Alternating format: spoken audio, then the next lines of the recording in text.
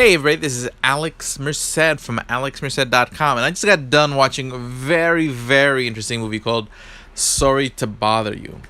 And if you haven't seen this movie yet, it's really good, and I'm probably going to spoil something or one or two things. So if you haven't seen the movie yet and you plan on watching the movie, I highly recommend it. You may want to not listen to this yet. But what I do want to talk about is a lot of the social commentary in this movie. It's actually really cleverly done, and at least for the first half of the movie. And the second half of the movie takes a really, really weird turn, which is a lot of fun, but the commentary becomes a little less strong as it is in the first half of the movie. But basically, the movie is sort of a critique. I mean, the impression I get that the intention was to be a critique of capitalism. And most of the time when you watch movies like there's a movie with Justin Timberlake in Time, or the movie with Jude Law, Repo Man, these movies that sort of kind of do sort of dystopian takes on capitalism, the issue I generally have with them, and which I have with this movie, is that they always imagine like sort of business doing some sort of new thing in the worst way possible. Okay, when generally in practice, when you see businesses do things, they're trying to do things that are more not quite as horrible as the things that happen in these movies. But generally, the critique is just sort of the interpersonal nature of having an. So most people who criticize capitalism, and this is why I don't like to use the word capitalism, I use the word free markets, because I think I think it's much easier to make it distinguished, because most people, what they imagine capitalism is a relationship between employer and employee. When people are making that sort of left-wing critique, they're not saying, oh, capitalism and as the idea of individuals being able to make their choices and have their own property is bad. They're saying, oh, the fact that there's an employer who just basically commands an employee to do things, and that the employee becomes very dependent on for their health care, for their retirement, for their income, and the amount of power that gives over another person. Okay? But what I thought this movie was really interesting is that you saw that dynamic from multiple angles. And I don't know if the movie intended to critique sort of outright communism, socialism as well, but it kind of did. So in the movie, there's this company called Worry Free, and what happens is that the country, people are having a hard time finding jobs and stuff like that. So Worry Free basically says, hey, we'll provide you with everything. You just sign up, we'll provide you a job, we'll provide you housing, we'll provide you food. You can live worry free. You don't have to worry about any of that stuff anymore. We'll provide it for you.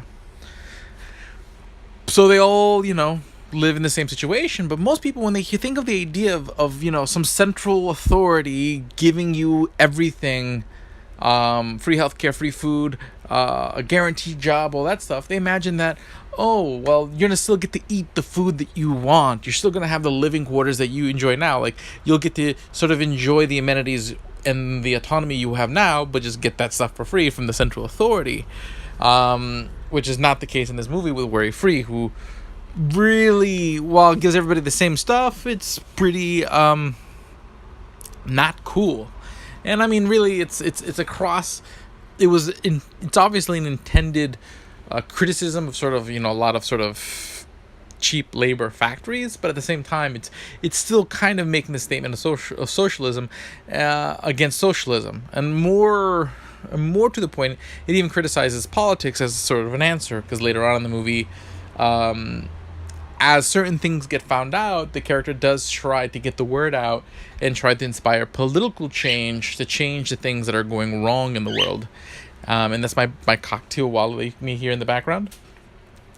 But that doesn't quite work either, because politicians don't care. And that's so overall, I think it does a good job of really making a different critique, and that's the critique of sort of large institutions. That as institutions get large, there's a dehumanization that goes on, in the sense that, like, if you're a really, really big government, then what's going on to individual people doesn't matter. I mean, this is why it's easier to go to war. It's easier to pass rules that control people's lives the further away you get from the individual.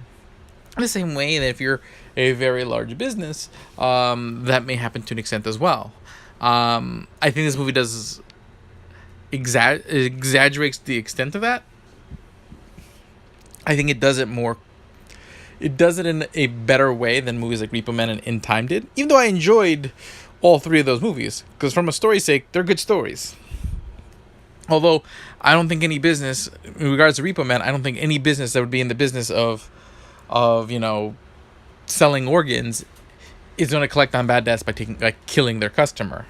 I don't think In Time, in Time, if you did have the ability to extend, or I mean, technically money is time, so if that was an apt analogy, but just the way a lot of the stuff was handled in that movie would not be the way I would imagine businesses would handle it.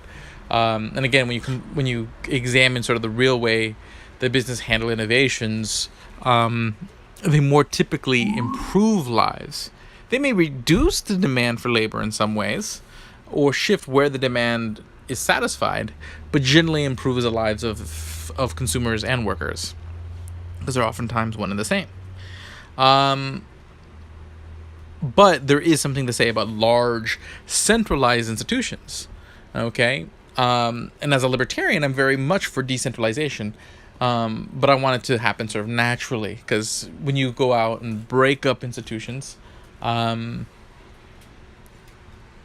not necessarily fixing the underlying problem. Oftentimes, large central institutions exist because they can persist because they begin to help each other out, in the sense of the marriage between big business and big government, and how basically big government pays the money for big government to thrive, and big government keeps out the competition, so that way big business can survive. And they basically mutually benefit off each other at the expense of everyone else. Because you do get that dehumanization of having larger, centralized institutions. But again, I don't think that's inherent in free markets, in the sense that if people are free to make decisions and free to compete with each other, free to be themselves and live their life, I think that's better. That's why, again, I do try to avoid conflating capitalism and free markets. So while to a lot of people they're one and the same, there are nuances and